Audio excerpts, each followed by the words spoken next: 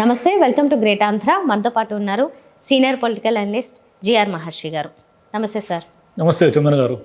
Sir, ఈ వరదల వల్ల ఎవరు ఎంత కష్టాలు పడుతున్నారో మనం అంతా చూస్తూనే ఉన్నాం, విజయవాడ వాసులు ముఖ్యంగా.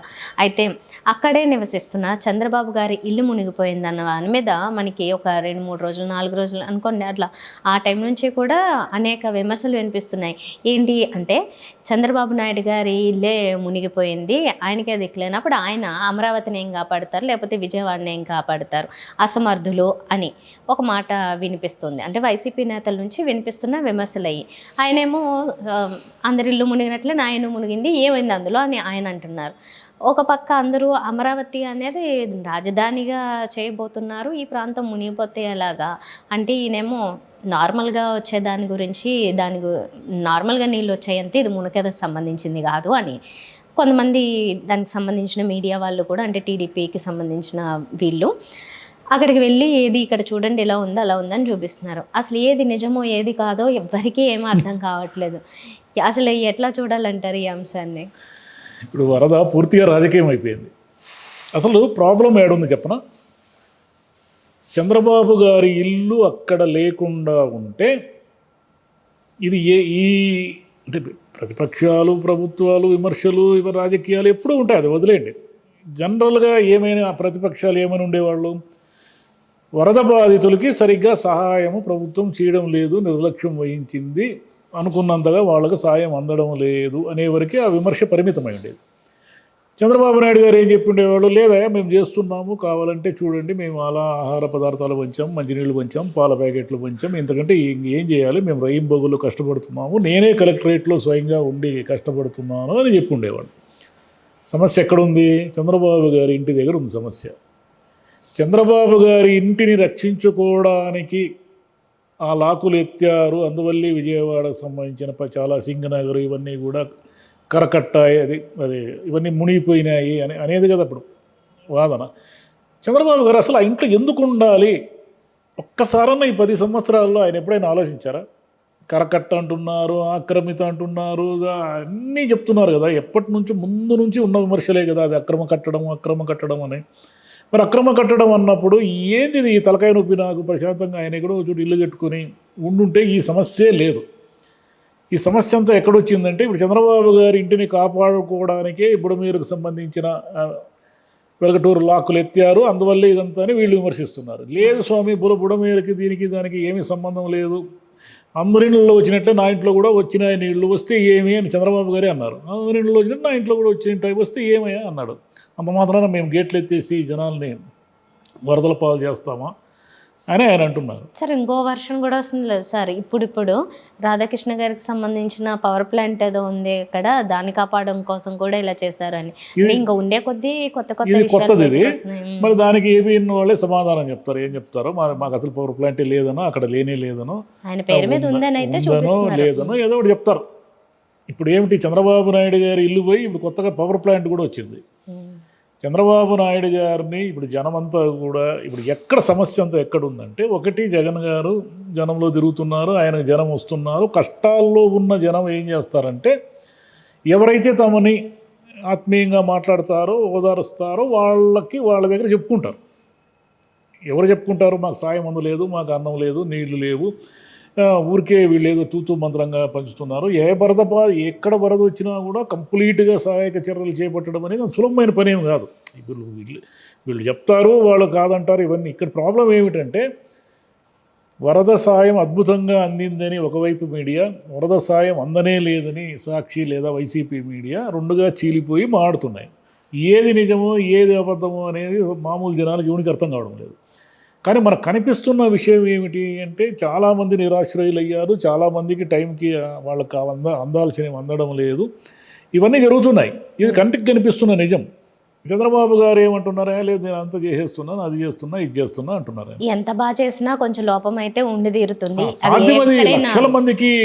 మీరు ఒకసారి ఊహించుకోండి, కొన్ని లక్షల మంది నిరాశ్రయులయ్యి, కొన్ని లక్షల మంది అన్నమో రామచంద్ర అంటున్నప్పుడు వాళ్ళకి కనీసం మీరు వంట వండాలంటే ఎన్ని వేల మంది వంట వాళ్ళు కావాలా, ఎన్ని వేల బస్తాలు బియ్యం కావాలా, ఇవన్నీ ప్రాక్టికల్గా చాలా కష్టం. ఊరికే లెక్కల్లో అన్నీ నడుస్తూ ఉంటాయి. ఎందుకంటే ఎవరు ఆకలి అయితే వాళ్ళు ఏదో ఒకటి తినేస్తారు, ఎవరు ఆకలి అయితే వాళ్ళ బాధలు పడి ఎక్కడికో ఈదుకుంటూనో నడుచుకుంటూనో పోతారు. అంటే ఎవరు ప్రభుత్వం సాయం చేస్తుంది ప్రభుత్వం కోసం అని వెయిట్ చేయరు కదా. ఎవరి సర్వైవల్ టెక్నిక్స్ వాళ్ళు వాడుకుంటూ ఉంటారు. అంటే మనం నీళ్ళల్లో చిక్కుకుంటే మనం దాని నుంచి ఎలా బయటపడాలి అని ఆలోచిస్తాం తప్ప ప్రభుత్వం వాళ్ళు హెలికాప్టర్ తెచ్చి అన్నం పెట్టే వరకు మనం ఆడనే ఉందామని అనుకోము. మనకు శక్తి ఉంటే మనం ఈదుకుంటూ వెళ్ళిపోతాం. ఇదే అక్కడ చాలామంది ఎవరి తోచింది వాళ్ళు చేసుకుంటున్నారు, అదే జరుగుతుంది. ఇక్కడ ప్రాబ్లం అంతా ఎక్కడుందంటే ఒకరి మీద ఒకరు బురద జల్లుకుంటున్నారు. వాళ్ళని పాతి పెట్టండి, అమరావతిలో పూడ్చిపెట్టండి, అసలు అమరావతికి ఏమీ కాలేదు అనేది అవాస్తవం.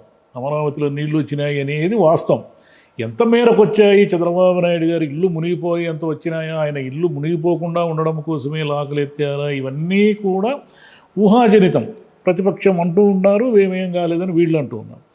కానీ అక్కడ ఏమిటంటే ఆలోచించాల్సిన విషయం ఏమిటంటే అమరావతి ఏ మేరకు సేఫ్గా ఉంది, రేపొద్దున ఇంతకంటే మించిన వరదలు ఏవైనా వస్తే మీరు దాని మీద పెద్ద నగరాన్ని నిర్మించాలనుకుంటున్నారు కదా, ఇప్పటి నుంచే మీకు జాగ్రత్తలు తీసుకోవడానికి ఒక అవకాశం వచ్చింది. ఇవన్నీ మీ విమర్శలు ఆరోపణలన్నీ పక్కన పెట్టండి. రేపొద్దున అమరావతిలో మీరు మహానగరంగా చేస్తే కొన్ని లక్షల మంది జనం నివసించడానికి వస్తే ఇలాంటి సమస్య మళ్ళీ వచ్చిందనుకోండి, వాళ్ళని ఎలా కాపాడతారు మీరు? ఇప్పుడు చచ్చిపోయిన వాళ్ళ సంఖ్య ఏం తక్కువ లేదు. అఫీషియల్గా వచ్చిన లెక్కల కంటే కూడా అనఫిషియల్గా 100-200 కూడా ఉండొచ్చు అది.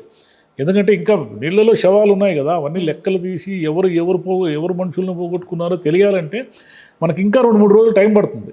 ఇదంతా ఒక లెక్క తేలాలంటే ఆస్తి నష్టాన్ని ఎలాగోలాగా లెక్కేయచ్చు.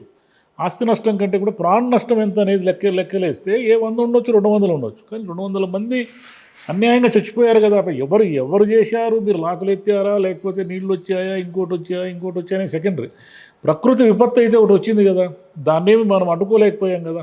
అంటే ముందుగానే వార్నింగ్ ఇవ్వడము ఇవన్నీ ఏమీ చేయకుండా వీళ్ళు నిమ్మకు నీరెత్తినట్లు ఉండడం వల్ల ఇంత దూరం వచ్చింది అనేది ప్రతిపక్షాల ఆరోపణ. మీరు ఎవరికి సమాధానం చెప్తారు, ఎవరికి సమాధానం చెప్పరు అనేది సెకండరీ. ఒకరినొకరు విమర్శించుకోవడం, ఆరోపించుకోవడం సెకండరీ. అసలు వాస్తవంగా ఏం జరిగింది, దీన్ని మనం ఎంత జాగ్రత్తలు తీసుకోవచ్చు భవిష్యత్తులో ఇలాంటివి వచ్చినప్పుడు అనేది కదా ఆలోచించాలా.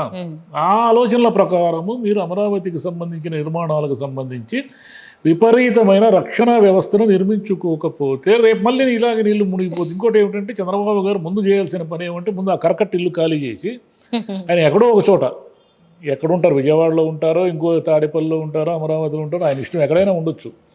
ఆయనకి ఇల్లే దొరకదా, ఇంత పెద్ద ఆంధ్రప్రదేశ్లో మొదటి మనిషి కదా ఆయన. ముఖ్యమంత్రి అంటే ఏమిటి, నంబర్ 1 పౌరుడి కింద లెక్క కదా ఆయన. గవర్నర్ గారు, ముఖ్యమంత్రి గారు అంటే వాళ్ళ తర్వాతే కదా ఎవరైనా ఆంధ్రప్రదేశ్లో ఉన్న పౌరులు ఎవరైనా కూడా. మరి వాళ్ళకే ఇల్లు దొరకని పరిస్థితి, వాళ్ళే ముంపు ప్రాంతంలో ఉంటూ వాళ్ళే ఇంటి మీదకి నీళ్లు తెచ్చుకుంటూ ఆ నీళ్లు వచ్చిన దానికి అనేకమైన నిందలు ఆరోపణలు భరిస్తూ ఇవన్నీ అవసరం ఆయనకి. ఫస్ట్ ఆయన చేయాల్సిన పని ఏమంటే, ఆయన నీ లింగంనేని గెస్ట్ హౌస్ వద్దు, ఏమొద్దు, ఎవరైనా ఏమని అనుకున్నాయి సరే, వీళ్ళు ఏదో చెప్తారనుకోండి, చూడండి రక్షణ ఆయనకు తెలుసు ఆ ఇల్లు నీళ్ళు వచ్చేస్తాయని, అందుకే ఆ ఇంటి నుంచి ఖాళీ చేసి వెళ్ళిపోయాడు అని అన్నా కూడా పర్వాలేదు. ముందు ఆయన ఆ ఇల్లు వదిలితే రేపొద్దున ఏ మాట ఏ సమస్య లేకుండా ప్రశాంతంగా ఉంటాడు ఆయన. లేదంటే ఇలాగే నీళ్ళు వచ్చిన ప్రతిసారి ఆయన ఇంటిని కాపాడుకోవడానికి జనం మీదకి వదిలేయడని నిందని శాశ్వతంగా ఆయన మోయాల్సి ఉంటుంది. ఇల్లు అనేది చిన్న విషయమే నిజానికి, అమరావతి అనేది పెద్ద విషయం కాబట్టి ఇక్కడ కంపారేటివ్లీ. అవును, ఎవరైనా అడుగుతారు కదా, మీ ఇల్లే నువ్వు కాపాడుకోలేనప్పుడు రేపు అమరావతి ప్రజల్ని ఏమి కాపాడుతావా అని అడుగుతారు కదా. సార్, అమరావతిది కూడా ఇప్పుడు మునిగిందో లేదో చూపించడం పెద్ద కష్టమేముంది. దాన్ని డ్రోన్లు తిరుగుతున్నాయి, ఒకటి తీపించి ఇదిగోనయ్యా ఇక్కడ ఏం కాలేదని చూపించడం ఎంత పెద్ద చిన్న విషయం. నీళ్లు చూపిస్తున్నారు, వాళ్ళేమో ఏమీ లేదని చూపిస్తున్నారు. అసలు అడిగి ఏమీ లేదనేది అవాస్తవం. ఎందుకంటే ఆ ఏరియా మొత్తం నీళ్లు వచ్చినప్పుడు అక్కడ నీళ్లు రాకుండా అది డ్రై ల్యాండ్గా ఉండే అవకాశమే లేదు కదా. చిన్న లాజిక్ అంతే, ఏముంది దానికి పెద్ద కామన్ సైన్స్ తెలియాలా మనకు. వాన వస్తే నీళ్లు వస్తాయనే విషయానికి సైన్స్ ఎందుకు, కామన్ సెన్స్ కాదు. మామూలు పల్లెటూరులో ఉన్న రైతులకు కూడా తెలుసు ఎక్కడ నీళ్ళు వస్తాయి ఎక్కడ రావు. కాబట్టి ఇదంతా వేస్ట్, ఇదంతా చర్చ వేస్ట్. ఈ పొలిటికల్ చర్చ, పొలిటికల్ బురద, వాళ్ళ మీద వీళ్ళ మీద వాళ్ళు ఎంత వేసుకున్నా జనానికి హాని జరిగిపోయింది. కొన్ని వందల ప్రాణాలు అన్యాయంగా వెళ్ళిపోయినాయి. ఊరికినే ఉత్తి పుణ్యానికి నీళ్ళలో వెళ్ళిపోయినాయి కొన్ని వందల ప్రాణాలు. ఇంకా ఆస్తి నష్టాన్ని మీరు అంచనా వేయలేనంత ఆస్తి నష్టం ఉంది. ప్రతి కుటుంబము, మీరు ఆ ఏరియా మునక ప్రాంతంలోని ప్రతి కుటుంబము కూడా ఆల్మోస్ట్ తాను జీవితకాలం సంపాదించుకుందంతా పోగొట్టుకుంది. వాళ్ళని మళ్ళీ రికవరీ చేయడం అనేది మీరు ఇచ్చే బియ్యం సంచి, మీరు ఇచ్చే పెరుగన్నము, మీరు ఇచ్చే వాటర్ బాటిల్తో వాళ్ళు ఎప్పటికీ రికవర్ కాలేరు. వాళ్ళు రికవర్ కావాలంటే ఏం చేయాలి, ఎలా వాళ్ళని అప్లిఫ్ట్ చేయాలి అంటే వాళ్ళు ఇదే కాకుండా ఉపాధి పోగొట్టుకునే వాళ్ళు ఉంటారు. ఇప్పుడు ఉదాహరణకి ఒక అతను ఒక షాప్ పెట్టుకొని ఉంటాడు. ఆ షాప్ మీద ఒక 5 లక్షలు 10 లక్షలు పెట్టుబడి పెట్టి ఉంటాడు.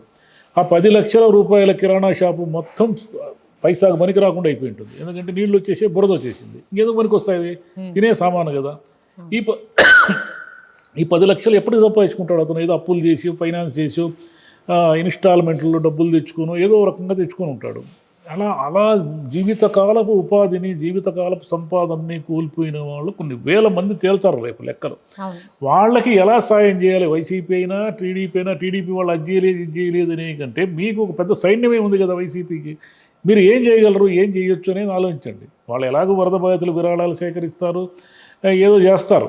ఇదంతా ఎన్నాళ్ళు ఉంటుంది? ఇంకొక సమస్య నెత్తి మీద వచ్చే వరకు ఈ వరద గుర్తుంటుంది జనానికి. గీళ్ళన్నీ అయిపోయిన తర్వాత ఎవరి బాధలు వాళ్ళు పడి, ఎవరి జీవితాలు వాళ్ళు ఈదుతూ ఉంటారు. ఇదే కదా జరిగేది, ప్రతిసారి ఇదే కదా జరిగేది. కొత్తగా ఏమైనా జరుగుతూ ఉందా? కాబట్టి జనాన్ని మళ్ళీ ప్రమాదం బారిన పడకుండా, ప్రమాదం బారిన పడిన జనాన్ని మళ్ళీ వాళ్ళకి ఏమి మనం సాయం చేయగలం, ఎంత సాయం చేయగలం, వచ్చిన సాయము దుర్వినియోగం కాకుండా ఏం చేయాలి? బోలెడు మంది డబ్బులు ఇస్తారు, రకరకాల సంస్థలు, పారిశ్రామికవేత్తలు, సినిమా నటులు బోలెడు డబ్బులు ఇస్తారు. ఈ డబ్బులన్నీ కూడా మళ్ళీ ప్రజలకు సహాయ చర్యలు ఇంకోటి కరెక్ట్గా ఖర్చు అవుతూ ఉందా లేదా? ఇంత సిస్టమ్ ఉంది. ఎంత సిస్టము ఆయన ఒక్కడే మోయడం వల్ల ఈ వయసులో. ఎందుకంటే ఆయనకి పవన్ కళ్యాణ్ కానీ, లోకేష్ కానీ, ఇతరత్ర చాలామంది ఉన్నప్పటికీ ఆయన ఎందుకు తనొక్కడే మోస్తున్నాడు ఆ భారాన్నంతా మోయడం వల్ల ఆయనకు అసహనము, కోపము వచ్చేసి మామూలుగా ఆయన నోరు జారడు. పాతి పెట్టండి, పూడ్చిపెట్టండి, తన్నండి, ఇట్లా మాట్లాడ్డా ఆయన ఎప్పుడు కూడా. అలాంటిది ఆ అసహనంలో ఆయన కూడా ఏదంటే అది మాడేస్తున్నాడు. తన ఇల్లును కాపాడుకోవడానికి జనం ప్రాణాలు తీశాడు అనే ఆరోపణని చంద్రబాబు నాయుడు గారు సహించడం కష్టంగా ఉంది ఆయనకి. ఇల్లు కాపాడుకోవడానికి లాకులు ఎత్తారా లేదా అనేది పక్కన పెడితే, ఒకటి తీసుకోవాల్సినంత జాగ్రత్త చర్యలు తీసుకోవడము, హెచ్చరికలకు చేయకపోవడం అనేది ఒకటి వైఫల్యం జరిగింది. 2, మీరు ఆ ఇంట్లో ఉన్నంతకాలము మీరు నీళ్ళు వస్తే నిందలు మోయాల్సిందే. నీరు నిందలు అనేది మీకు జీవితకాలం అది ఎంటాడుతూ ఉంటుంది మిమ్మల్ని.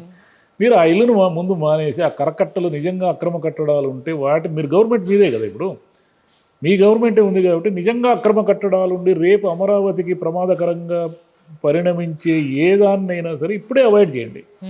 ముందు మీకు ఛాన్స్ ఉండదు. ఒకసారి మీరు 1000 కోట్లు పెట్టుబడులు పెట్టిన తర్వాత ఇలాగే మునిగిపోయినాయి అనుకోండి అన్నీ, అప్పుడు మీకు ఏం అవకాశం ఉంటుంది? ఎంక్రోచ్మెంట్స్ ఉన్నాయి అంటున్నారు చాలానే, బుడమేరుకి కానీ దీనికి కానీ. ఉంటే తీసేయండి. ఇప్పుడు ఇక్కడ హైదరాబాద్ కూల్చేస్తున్నారు కదా, ఉంటే తీసేయండి, ఇంక తప్పదు.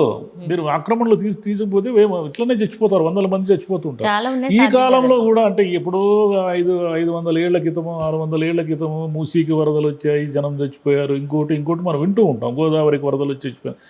2024లో ఆర్టిఫిషియల్ ఇంటెలిజెన్స్, డిజిటల్ టెక్నాలజీ, ఇన్ని రకాలుగా సైన్స్ డెవలప్ అయిన ఈ రోజుల్లో కూడా వాన కురిస్తే జనం చచ్చిపోవడం ఏంటి? ఇంతకంటే అన్యాయమైన విషయం ఏదైనా ఉందా సొసైటీలో? ఏం చేస్తున్నారు మీరు ప్రభుత్వాలు? ఏళ్ల తరబడి రాజ్యాలు వెళ్తానే ఉన్నారు, ఇంకేం జనానికి రక్షణ కల్పిస్తున్నారు మీరు? మీకు తెలియదా కృష్ణానదికి వరదలు వస్తాయని, గోదావరి నదికి వరదలు వస్తాయని? అదేమన్నా కొత్తగా కనుక్కున్నారా మీరు? నదికి వరదలు వస్తాయని, వానలు వస్తే వరదలు వస్తాయి. ఇప్పటికీ కూడా వరదలు వస్తే జనం చచ్చిపోతున్నారంటే ఏం చేయాలి? వీళ్ళని చూద్దాం సార్, మరి ఎలాంటి జాగ్రత్తలు తీసుకుంటారో తర్వాతకైనా. Thank you. థ్యాంక్ యూ అమ్మా.